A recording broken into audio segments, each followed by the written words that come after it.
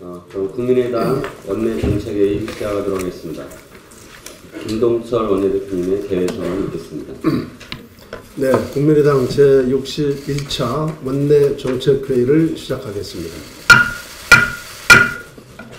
김동철 원내대표님 모두 발언 있겠습니다. 어제 문재인 대통령의 신년 기자회견에서 밝힌 개헌에 대한 인식 매우 우려됩니다.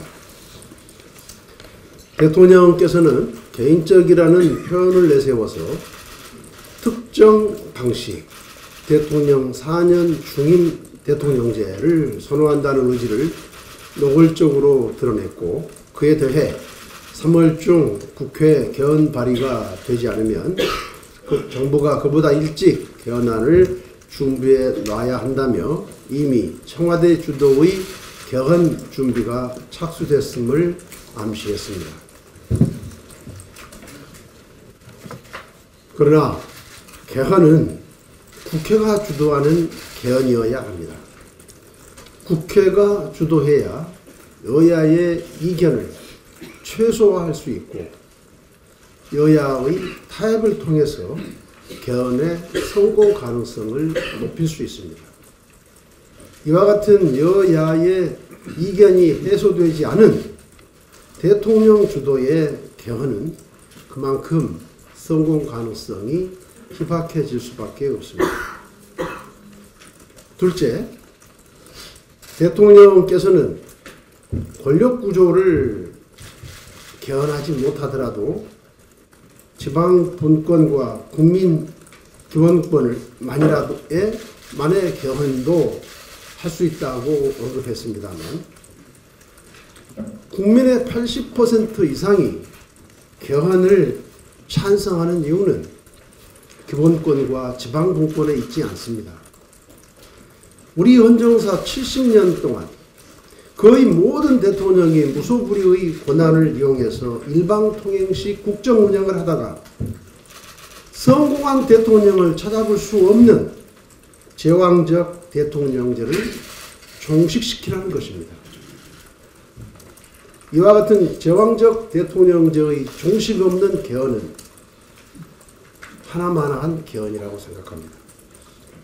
또한 이번 개헌에서는 국민의 지지를 상실한 정권은 대통령 임기에 관계없이 물러나라는 국민적 요구가 개헌에 포함되어야 한다고 생각합니다.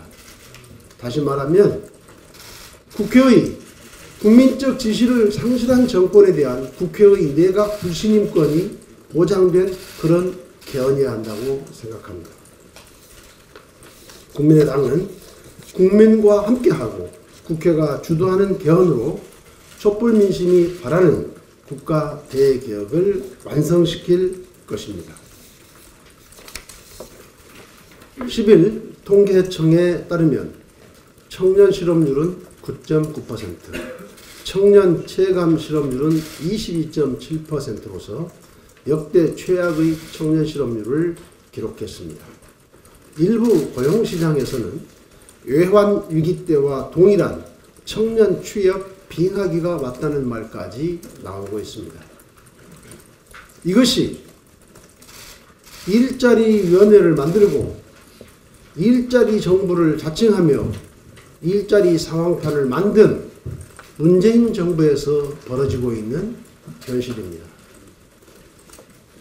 이는 문재인 정부가 검증되지도 않은 소득주도 성장을 경제정책과 일자리 대책의 기조로 삼은 결과입니다. 또한 최저임금을 급격하게 인상하는 바람에 시장에서는 오히려 고용 감소로 이어지는 우를 범하고 말았습니다. 누차 말했지만 양질의 일자리는 민간에서 창출되어야 합니다. 기업에서 좋은 일자리가 창출되려면 기업의 매출 증가가 투자와 고용 증대로 이어져 국민소득의 증가로 연결되는 선순환 경제가 이루어져야 합니다. 지금 같은 저성장 시대에 이것을 이끌 수 있는 최상의 대안은 규제 완화와 혁신 성장 모델의 개발에 있습니다. 하지만 현실은 낡은 규제 때문에 기업들이 글로벌 경쟁에 대응하지 못하고 있고 신기술과 융복합 경쟁력을 갖추는 것에도 한계가 있습니다. 맥킨지 보고서에 따르면 세계 100대 혁신 기업의 사업 모델을 한국에 적용할 경우 그 절반 이상의 사업이 한국에서는 불가능하다고 할 정도입니다. 한국에서 제2의 정규형 신화가 나올 수 없는 구조를 정부 스스로가 만들어 놓은 셈입니다. 하물며 중국조차도 규제로 창업 생태계를 육성하는 등의 규제 완화로 창업 생태계를 육성하는 등의 성장 환경을 조성하고 있지 않습니까? 그럼에도 대통령은 최저임금 혼란에 대한 특단의 대책을 세우라고 지시하는 등 아직도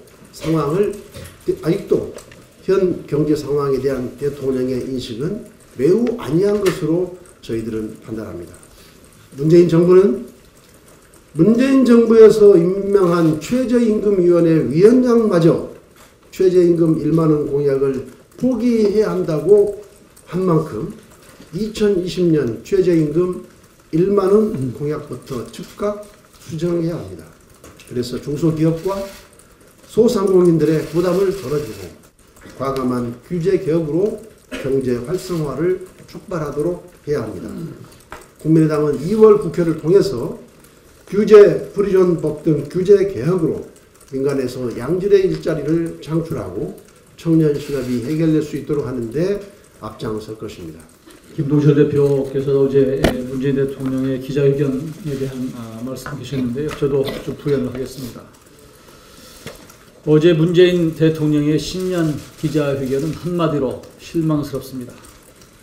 현실 인식은 아전인수였고 기조는 고민보다는 고집으로 일관했습니다. 대통령이 되어 가장 먼저 한 일은 집무실에 일자리 상황판을 설치한 것이라며 일자리 문제를 현안의 첫 번째로 언급했습니다. 그러나 통계청이 어제 발표한 2017년 연간 고용 동향에 따르면 지난해 청년 실업률은 9.9%, 체감 실업률은 22.7%로 2000년 이후 최악을 기록했습니다. 이것이 문재인 정부 원년의 일자리 성적표입니다. 한마디로 낙제점입니다. 최저임금 인상으로 일자리가 줄어든다는 논란에 대해서는 최저임금 인상이 정착되면 경제가 살아나고 일자리가 늘어날 것이라고 답변했습니다. 현실을 외면한 뜬구름 잡는 답변이 아닐 수 없습니다. 물가 상승, 집단 해고 등 도처에서 부작용이 속출하고 있다는 사실을 과연 알고나 계시는지 궁금합니다. 그 밖에도 건강보험 보장성 강화와 치매 국가 책임제, 장기 소액 연체자 채무 면제, 노동자 휴가 지원제도 등 소위 국민의 삶의 질을 높이는 정책들을 나열했습니다. 이 정책들에는 엄청난 돈이 들어갑니다. 그러나 구체적으로 어떻게 실현하겠다는 것인지 알 수가 없습니다. 일단 말로 생색내고 안 되면 야당 탓을 하려는 것이 아닌지 의심스럽습니다. 장밋빛 청사진은 선거 공약으로 충분합니다. 필요한 것은 고집이 아니라 고민입니다. 잘못된 정책은 용기 있게 수정하고 철회해야 합니다. 현실을 냉정하게 고백하고 국민과 야당의 협조를 구해야 합니다. 이제 집권 2년 차이며 허니문 기간도 끝났습니다. 눈앞에는 냉엄한 현실이 펼쳐지고 있다는 사실을 명확히 인식하시길 바랍니다. 네, 문재인 대통령은 신년사에서 내 삶이 나아지는 나라를 강조했습니다. 그러나 주문 외우듯 말의 성찬으로 내 삶이 나아지는 나라가 되는 것이 아닙니다. 시기와 속도를 무시한 최저임금 인상의 부작용으로 영세 자영업자들의 시름은 깊어지고 있습니다. OECD 38개 회원국 가운데 우리나라의 삶의 질 수준은 2012년 24위에서 2017년 29위로 추락했습니다. 신년사가 공허하게 들리는 이유입니다. 해가 바뀌었고 문재인 정부가 출범한 지 8개월의 시간이 흘렀습니다. 이제는 말의 성찬이 아닌 실력으로 성과를 내야 할 시점임을 분명히 인식해 주시기 바랍니다. 오늘 오후 3시에 3당 원내수석이 만나 2월 임시국회 일정을 논의할 예정입니다. 2월은 평창 동계올림픽과 민족의 명절 설 연휴가 포함되어 있어 일정 협의 시 고려할 부분이 많습니다. 민생 법안과 3당이 처리를 합의한 5.18 진상규명 특별법 및 그동안 보안 개정이 지속적으로 요구되었고 특히 다당제로 출발한 제20대 국회에서는 개정의 필요성이 더욱 커진 국회 선진화법이 깊이 있고 속도감 있게 처리될 수 있는 효율적인 일정을 마련하도록 하겠습니다. 국방위에서 제가 김정인 특보하고 국방장관하고 하도 사이가 안 좋고 엇박자를 내길래 국방장관한테 술이라도 한잔하고 풀으라고 그랬더니 진짜 술을 마셨답니다.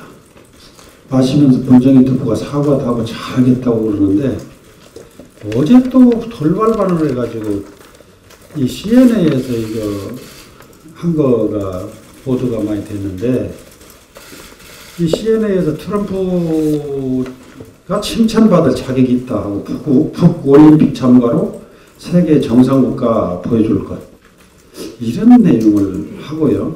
이것도 좀 이 정도에서 정상국가로 보여줄 수 있는 것인지도 참 여러 가지 의미가 있는 것 같고 거기에 더 미국이 예민하게 받아들이고 또 유엔하고 미국하고 좀 강하게 압박을 하는 형국에서 한미동맹이 계획하고 있는 이 훈련을 이번에 평창훈련 때문에 연기했어요. 그 부분에 대해서 아주 그냥 이상한 얘기를 해서 이건 국방장관도 아니고 이럴 수가 있는 것인지 이 압박에 대해서 조금이라도 폄하가 되거나 희석시키면 이건 이번에 굉장히 문제가 있거든요. 트럼프가 이게 용납하지 않을 겁니다. 지켜보겠다고 어떤 그 워딩을 깊이 새겨야 될 텐데 CNA에서 이런 질문을 했어요. 남북대화가 궁극적인 한반도 평화로 바뀔 수 있느냐. 이 질문에 대해서 남북회담 다음 단계에서 가장 중요한 일은 한미연합훈련을 일시적으로 중단하는 것이라고 말하면서 4월에 합동훈련을 재개할 수 있고 4월에 원래 이제 연기해서 할 텐데 재개할 수도 있고 5월에 독수리 훈련을 계속할 수 있는데 상황은 변할 수 있다. 이렇게 단정적으로 얘기를 해서 이건 누가 얘기할 얘기입니까? 국방장관이 할 얘기고 한미 양국의 큰 수뇌부들이 할 얘기인데 이런 얘기를 해요. 정말 어처구니 없습니다. 대통령께서는 어제 저녁인가요? 트럼프 대통령하고 어제 남북회담에 대해서 굉장히 덕담도 하고 한국하고 대화가 미국하고 북한의 대화로 이어질 수 있도록 노력하자는 아주 긍정적인 그런 시그널을 주면서 대화를 아주 잘했는데 이런 엇박자를 내고 있어요. 네? 이런 가운데 지금 남북이 약 2년 만에 성사된 회담에서 가시적인 합의를 이루었습니다. 북한의 평창올림픽 참가를 포함해서 큰 틀에서 합의를 이끌어내며 향후 각종 회담을 통한 후속 논의가 진행될 예정입니다. 일각에서 평화의 봄이 왔다거나 한반도 해빙 모드가 조성되었다는 등 앞다퉈 장밋빛 전망을 내놓고 있습니다. 하지만 이번 남북회담 결과 평화 분위기가 고조되더라도 우리 정부 당국만큼은 절대 평정심을 잃어서는 안 될 것입니다. 9일 뉴욕타임스의 칼럼 제목이 참 재밌습니다. 북한이 남한을 또 갖고 놀고 있다고요. 월스트리트 저널은 평창올림픽이 지나면 심판의 시간이 올 것이었다고 했습니다. 국제사회의 전방위 제대를 흔들려는 김정은의 의장평화 공세 전략은 세계가 아는 사실입니다. 예상했던 대로 어제 회담장에서도 북측 단장은 비핵화 언급에 강한 불만을 표출했습니다. 다가오는 군사회담에서 북측은 한미연합훈련의 중단이나 MDL 내 확성기 방송 중단 등을 강력히 요구할 것으로 예상이 됩니다. 그러나 어떤 경우라도 북한의 비핵화 없이 우리 안보에 영향을 미칠 수 있는 조건으로서의 거래는 결코 있어서는 안 될 것입니다. 북한의 핵무기와 한반도 평화는 결코 공존할 수 없습니다. 정부는 남북대화의 목적이 북핵 동결만으로도 안 되며 완전한 북핵 폐기라는 사실에서 결코 벗어나서는 안 될 것입니다. 지난해 청년 실업률 9.9%는 통계 작성이 처음 시작된 후 최고치라고 합니다. 100대 1의 바늘 구멍을 뚫고 은행에 입사한 청년들은 어렵게 들어간 만큼 절실함을 가지고 첫 사회생활을 시작합니다. 하지만 우리나라 대표은행인 KB국민은행의 신입은행원 교육과정에서 군대에서도 잘하지 않는 100km 야간 행군을 하였고 신입 여성 은행들에게 피임약까지 나눠졌다는 사실이 충격을 주고 있습니다. 신입 직원들은 대기업에 취직했다고 기뻐하신 부모님 생각에 교육이란 이름하에 자행되는 어떠한 부당한 요구도 참고 견뎠을 것입니다. 피임약까지 먹여가며 지역훈련을 견디는 자식을 바라보는 부모의 마음은 짐작이 갑니다. 군사 정권이나 벌어질 일이 촛불 정권인 문재인 정부에서도 발생하고 있습니다. 문재인 대통령은 어제 신년 기자회견에서 사람 중심 경제를 외쳤습니다. 청년 일자리를 국가적인 과제로 삼아 직접 챙긴다고 말씀하셨습니다. 우월적 기회를 이용한 갑질을 없애겠다고 약속하셨습니다. 그런데 현실은 똑같습니다. 국민연금공단은 KB국민은행의 최대 주주로 9.68% 지분을 보유하고 있습니다. 공단이 기업의 의결권을 행사하는 스튜어디십 코드를 도입한다 하였으니 주주로서 잘못된 점을 지적하고 시정을 요구하면 바로 바꿀 수 있는 문제입니다. 어제 밝힌 대통령의 수많은 약속들이 말잔치로만 끝나지는 않을지 지켜봐야 합니다. 9일 외교부 장관이 발표한 한일 위안부 합의 처리 방향과 관련해서 한 말씀 드리겠습니다.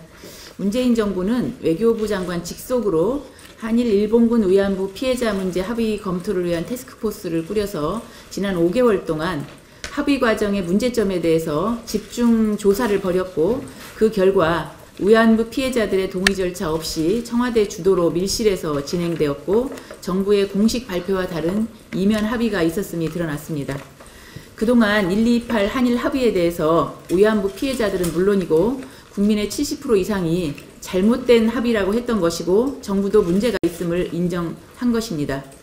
그런데도 외교부 장관은 128 합의에 대해서 양국 간 공식 합의였다는 사실을 부인할 수 없기 때문에 일본 정부의 재협상을 요구하지도 않고 화해치유재단을 해산하지도 않으며 일본이 출연한 10억 엔만 우리 정부 예산으로 충당하겠다는 어처구니 없는 대책을 내놓았습니다.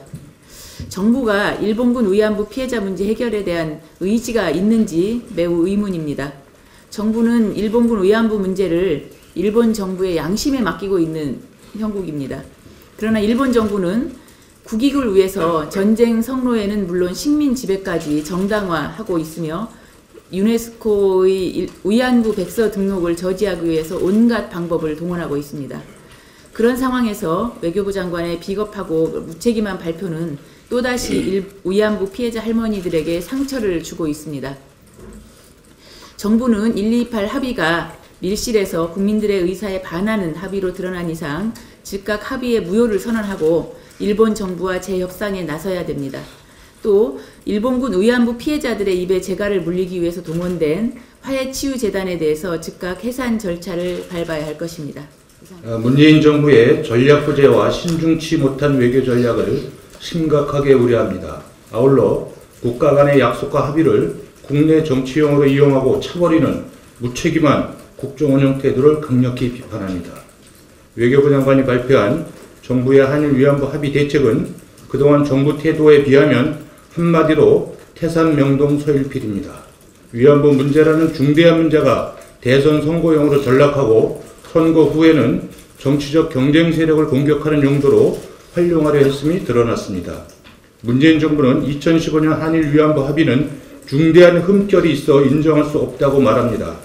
말 그대로 2015년 박근혜 정부가 합의한 위안부 합의는 문재인 정부가 강조 안 하더라도 문제점이 있다는 것은 오래전부터 다 알고 있습니다. 그런데 회기도 재협상도 안 하겠다고 합니다. 문재인 정부에 묻습니다. 흠결이 있는데 왜 바로잡지 않습니까? 흠결이 있으면서도 바로잡지 않는 것은 적폐입니까? 아닙니까? 박근혜 정부에서 이루어진 한일 위안부 합의는 주무부처인 외교부가 배제되고 소녀상 관련해서 이면 합의가 의심스러우며 당사자인 위안부 할머니들과 사전 협의 없이 정부가 일방적으로 진행한 잘못된 합의라는 것은 이미 국회에서 다 지적된 사안입니다. 정부가 위안부 TF를 구성해서 요란을 안 떨어도 정상적인 조직이라면 일주일이면 사실관계를 명명백백하게 다 파악할 사안입니다. 그런데도 6개월이나 끌면서 무언가 대단한 것이 감추어져 있고 무언가 대단한 대책이 있는 듯이 하더니 외교부 장관이 발표한 내용은 한마디로 미봉책도 못 되는 무대책에 불과했습니다. 대책이 아니라 슬그머니 꼬리를 감추고 발을 빼려는 모습입니다. 어제 문재인 대통령이 연두회견에서 일본의 진실한 사죄에 운운하는 것은 아무 소용없는 레토릭에 불과합니다.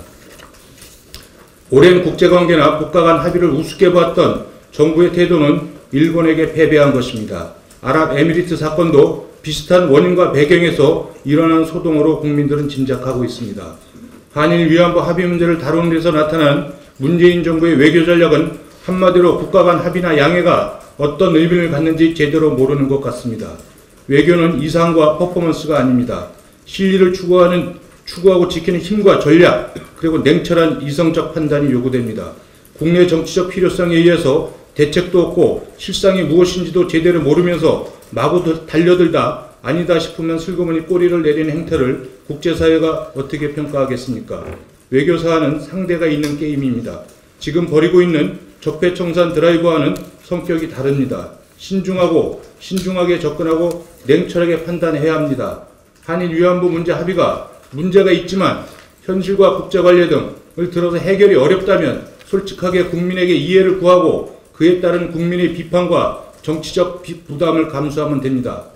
그러나 절차적, 내용적으로 흠결이 많아 도저히 안 되겠다고 판단하면 폐기를 하든지 아니면 재협상을 당당하게 요구하고 해당 국가와 국제사회의 이해를 구해야 합니다. 이를 위해서는 복합적 사고와 상황 인식, 그리고 치밀한 손익계산과 전략이 있어야 하는데 문재인 정부에는 이것이 없습니다. 위안부 문제는 천인공노할 반인륜 전쟁 범죄입니다. 이처럼 중대한 사안을 국내 정치적 관점에서 다루는 것은 기본 인식이 잘못됐고 문제 해결에 어떤 도움도 되지 않습니다. 한일 위안부 합의는 박근혜 정권의 중대한 실정으로 국민적 비판과 함께 그 잘못이 역사에 기록될 것입니다. 더군다나 일본 정부는 합의 이후 합의 내용을 부정하는 망언을 수도 없이 해왔습니다. 진정으로 반성하고 있지 않습니다. 그렇다면 그 잘못된 오류를 고치지도 못하면서 정치적으로 이용만 하려 한 문재인 정부의 책임은 어떻게 해야 합니까? 문재인 정부의 각성을 촉구하면서 다음과 같이 요구합니다. 첫째, 문재인 대통령은 한일 위안부 합의를 선거에서 이용하고 대선 공약을 지키지 못한 데 대해 국민에게 공개 사과해야 합니다. 둘째, 문재인 정부는 해결 의지와 대책도 없으면서 재협상 할 것처럼 위안부 할머니들을 기만했습니다. 위안부 할머니들께 희망 고문을 했습니다. 위안부 할머님들을 찾아뵙고 사죄해야 합니다. 셋째, 재협상을 못하겠다면 합의 이후 합의를 부정하는 망언을 해온 일본 정부에게 공개 사과 및 발언 취소를 요구해야 합니다. 넷째, 사실상 폐업 상태이고 역할이 소멸된 화해치유재단을 즉각 해체하십시오. 다섯째, 한일 위안부 합의 인정 여부에 대한 정부의 명확한 입장을 국민에게 밝혀야 합니다. 인정할 수 없다. 그러나 폐기나 재협상도 없다. 이것도 저것도 아니면서 반일 애국 민족주의적 이미지를 쌓아가려는 얄팍한 수를 거두어 드리십시오. 문재인 정부는 한일 위안부 문제의 중요성을 인식하고 있다면 정치적 접근이 아니라 냉철한 현실 인식하에서 진정성 있게 대할 것을 강력히 촉구합니다. 국회 사법개혁특위 국민의당 간사로서 운영 방향 등에 대해서 말씀드리겠습니다. 지난 8일 여야 지도부가 구성키로 합의한 사개특위가 어제 한국당에서 마지막으로 위원을 선임함으로써 마무리되었습니다. 이러면 오늘 중에라도 위원장과 여야 간사가 만나 회의 일정을 논의하면 본격적인 활동에 들어갑니다. 이번 사개특위는 입법권을 가지고 있고 우리 국민의당은 검찰 개혁에 대한 강한 의지를 가지고 있습니다. 그래서 이번 사개특위야말로 국민이 원하는 사법개혁을 위한 최고의 집기라고 할 수 있습니다. 지난 17대 국회 때부터 지속적으로 논의를 해온 사법개혁의 핵심은 무소불위의 권력을 휘두르며 권력의 눈치만 보는 검찰 권력을 분산시키는 것입니다. 그동안 계속되는 논의에도 불구하고 제대로 된 개혁안을 통과시키지 못했었습니다. 민주당과 자유한국당은 아직 공수처법만 가지고 갑론을박하고 있습니다. 서로의 입장만 주장할 것이 아니라 국민이 원하는 사법개혁을 위해 우리 국회에서 할 수 있는 일이 무엇인지부터 찾아나가야 할 것입니다. 검찰은 기소권, 수사지휘권, 영장 청구권 등을 독점하고 있지만 그에 대한 통제와 감시는 어렵습니다. 검찰 권력을 적절히 통제할 수 있도록 하는 것이 검찰개혁을 위한 사개특위의 역사적 책무입니다. 검경 수사권 조정을 위한 경찰 개혁 방안 역시 심도 있게 논의되어야 합니다. 검찰의 권한을 제한할 수 있는 수사권 조정에 대한 국민적 지지에도 불구하고 아직까지 경찰은 국민들로부터 신뢰를 회복하지 못했습니다. 그렇기 때문에 몇 년 동안 계속된 논의에도 불구하고 결론을 낼 수 없었던 것입니다. 이제는 그 신뢰 회복을 할 수 있는 그런 방안을 찾아야 할 때입니다. 법조 개혁에 있어서도 대법원장의 권한 분산, 대법관 구성 다양화, 상고심 개선 방안 등에 대한 쟁점이 많이 있지만 역시 가장 중요한 것은 사법부 국민들로부터 신뢰 회복입니다. 그에 대한 방안을 중점적으로 찾도록 하겠습니다. 그동안 국회에서 논의되었던 내용은 많이 있습니다. 이번 사개특위는 국민의 기대에 부응할 수 있는 건설적 결과물을 만들어내야 합니다. 이를 위해 진영 논리에만 빠져 대립하지 말고 문제를 해결할 수 있는 방향으로 함께 노력하자고 민주당과 자유한국당에 제안합니다. 촛불 민심에서 비롯된 국민적 염원이 이루어질 수 있도록 무너진 정의가 바로 세워질 수 있도록 사개특위 국민의당 간사로서 온 힘을 다하겠다는 다짐을 말씀드립니다. 국토 균형 발전, 이거는 국가가 추구할 대명제 중에 하나입니다. 오늘은 우리나라 영토 얘기, 섬 얘기 좀 하겠습니다. 헌법입니다. 헌법 제3조가 얘기하고 있습니다. 대한민국 영토는 한반도와 그 부속 도서로 한다고 되어 있습니다. 우리나라는 삼면이 바다입니다. 헌법에서 명시하고 있는 것처럼 도서는, 섬은 우리 영토의 일부분입니다. 국토의 일부분인 거죠. 주민들이 삶의 공간입니다. 국민들이 여가를 보낼 수 있는 관광 자원입니다. 국가 안보 차원에서도 중요한 비중을 차지하고 있다는 걸 알고 계실 겁니다. 그런데 이러한 섬이 저출산 고령화 때문에 무인도화 되어가고 있습니다. 그래서 국가에서는 이러한 무인도화 방지를 위해서 1986년부터 도서개발 촉진법을 제정해서 지원을 하고 있습니다. 지원 대상이 되어지는 것들이 372개 섬인데요. 유인도서입니다. 그런데 이러한 도서에 대해서 생활기반시설, 도로, 급수 등의 생활기반시설입니다. 그 다음에 관광, 어항 개발 등의 생산기반시설, 다목적 해관 등 문화복지시설, 하수도 문제 등 환경위생시설 등의 지원 사업을 하고 있는 겁니다. 그러나 이러한 유인 도서 중에서 이미 연육 도서가 육지와 연결된 연육 사업이 10년 이상 경과되어 있다고 해서 도서개발촉진법의 지원 대상에서 제외하고 있는 겁니다. 근데 문제는 이러한 도서들이 10년이 경과되었다고 하더라도 지방재정 열악합니다. 개발 수준 미약하지요. 인간다운 삶의 질 확보하지 못하고 있는 현실입니다. 거기에 더해서 우리나라의 섬 관리의 체계를 한번 짚어보겠습니다. 우리나라의 도서의 성격에 따라서 담당 부처가 다릅니다. 먼저 유인도서를 보겠습니다. 유인도서는 도서개발촉진법에 의해서 행정안전부, 국토교통부가 나눠서 관리를 하고 있습니다. 개발 대상 도서 중에 국토부 소관이 성장 촉진 지역은 국토부 소관이고요. 특수 상황 지역이라고 해서 이러한 지역은 도서는 행안부에서 행정안전부에서 관리를 하고 있습니다. 무인도서는 해양수산부가 관리하고 있습니다. 특수도서지역으로서 서해오도라든가 독도 같은 걸 얘기합니다. 환경문제는 환경부가, 안보문제는 행정안전부와 해양수산부가 나눠서 관리하고 있습니다. 부처 간의 연계와 통합이 제대로 이루어지지 못하고 있는 이유입니다.